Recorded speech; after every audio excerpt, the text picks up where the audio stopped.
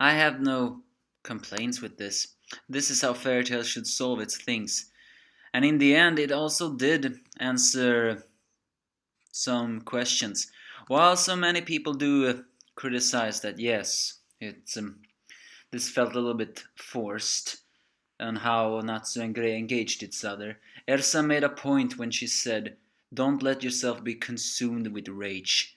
And in the end, the one who reminded those two, of everything that they forgot in their rage and their berserkers, were Ersa.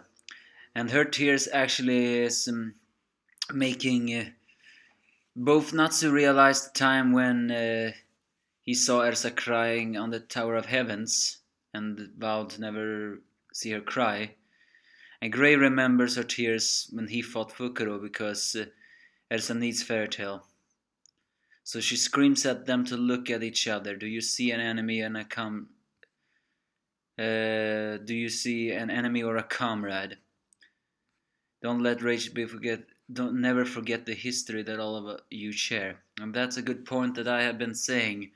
I felt it was pretty weird that Natsu and Grey would forgotten all the history they had shared together, despite Grey's intense hatred for demons or Natsu being consumed by E and D. And so they remember. And also, for the first time ever, we see when Natsu and Grey and Ersa took a bath together. We have hearing that ever since the Phantom Lord arc, one of the earliest chapters, and for the first time we see a picture of that. Yes, they look pretty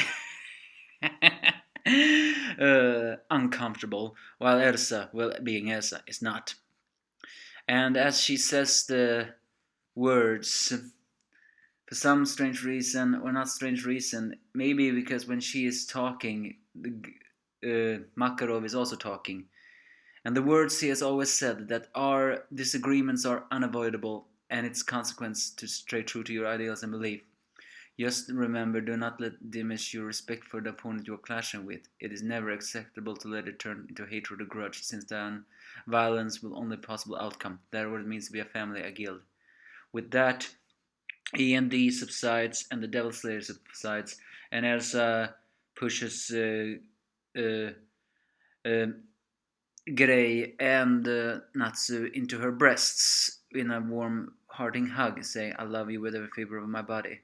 And with those words, Grey sees Yuvia and collapses in exhaustion after he says that all that.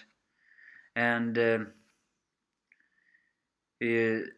Lucy hugs Natsu, who also collapses in exhaustion.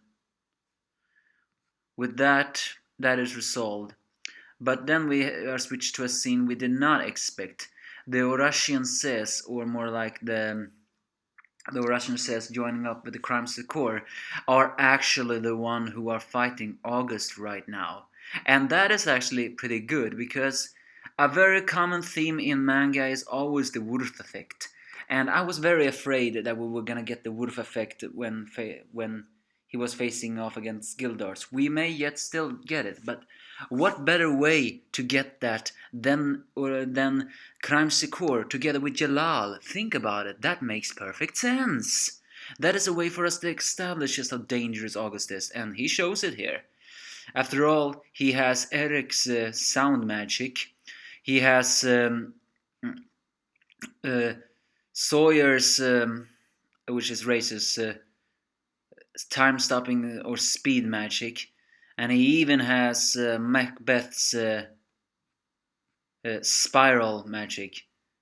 So for the first time, it seems that August has a bit of a arrogant streak. But yeah, he was called the King of Magic because he knows every spell. He is not exaggerating. He seems to know every spell. There have been some wondering. I mean, Orasian says back when the Orasian says was actually that kind of powerful, even though they were defeated after a while. There were some note that their magic were actually kind of powerful, and that's because as long as you knew the trick, they could be fought, but it was not easy finding out the trick, so their magic seemed rare. Here, August proves that he knows every magic, even by having all of them. And he is even overwhelming Jalal. Note, Jalal, one guy who has been hyped up to be one of the most strongest people in the fairy tale world. I know he lost against Natsu, but if you think about it, that was not just exactly a loss.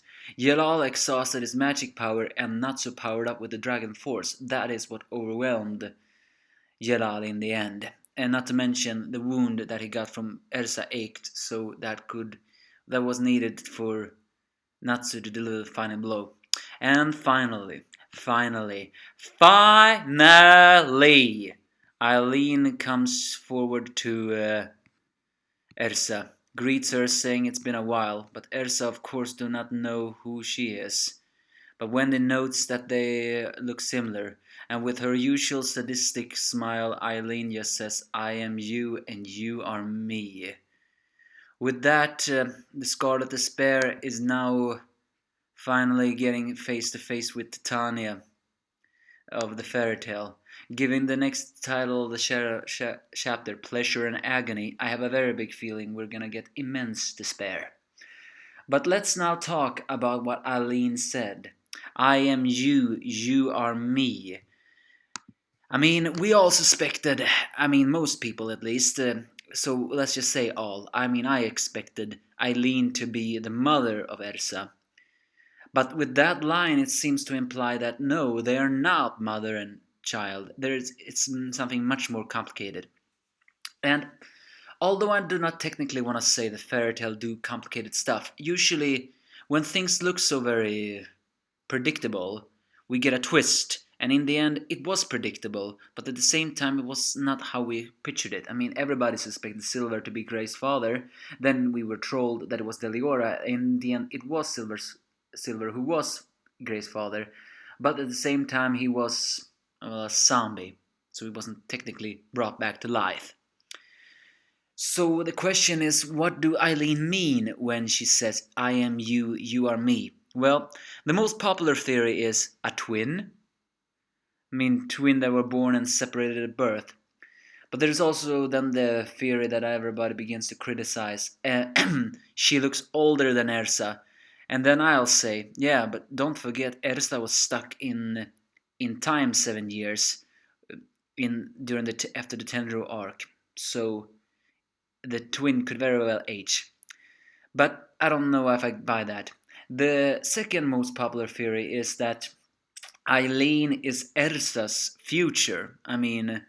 Her future counterpart, or maybe even a distinct counterpart from another dimension, like Edolas, only something else. However, if it were her future reincarnations, future one, then I have to criticize that theory and say she told Nineheart to kill Ersa. And if Ersa is the past, shouldn't that mean Eileen should die? Unless, of course, Eileen somehow will find a way to exist out of time, therefore killing Ersa won't make any difference. The fact that she said to kill Ersa seems to suggest that Ersa is something that can destroy Eileen. Who knows? Or maybe it's vice versa. Maybe Eileen is a past from Ersa. But that's mindless. The third and probably the most theory I like to buy right now is that Ersa is a clone of Eileen. It still doesn't exactly make sense how that will happen. We saw Ersa as a child, so it's obvious she is a human. But at the same time, we have seen just how inhuman Ersa is with her magic and skills, so it wouldn't surprise me if she was a clone made of this enchantress. Something like detaching a part of her magic and injecting it along with blood in order to create a magic baby of some sort. That would explain why Ersa is so powerful, the ultimate weapon, But this is fairy tale.